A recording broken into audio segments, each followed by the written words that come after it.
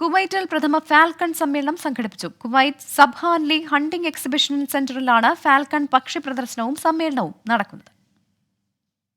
പൈതൃകത്തിന്റെ പ്രാധാന്യം, ഫാൽക്കൺ പക്ഷികളുടെ സംരക്ഷണത്തിൽ പരിസ്ഥിതി മാനദണ്ഡങ്ങളുടെ പ്രാധാന്യം തുടങ്ങിയ വിഷയങ്ങളിൽ അധിഷ്ഠിതമായാണ് കുവൈറ്റിൽ പ്രഥമ ഫാൽക്കൺ സമ്മേളനം സംഘടിപ്പിക്കുന്നത്.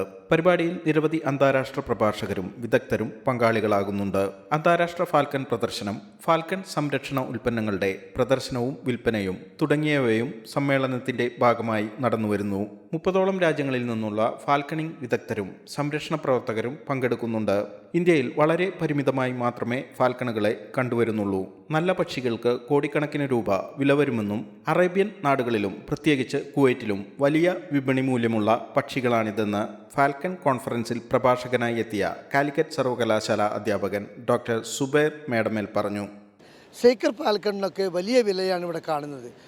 നമ്മുടെ ഇന്ത്യൻ റുപ്പീസിൽ 3 കോടി 4 കോടി 5 കോടി രൂപ വില വരുന്ന ഫാൽക്കണുകൾ നമുക്ക് ഈ പ്രദർശനത്തിൽ കാണാൻ സാധിക്കുന്നു.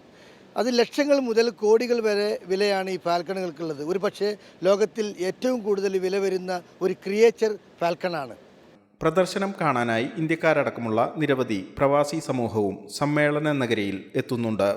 ജലിൻ തൃപ്പയാർ, 24 കുവൈറ്റ്.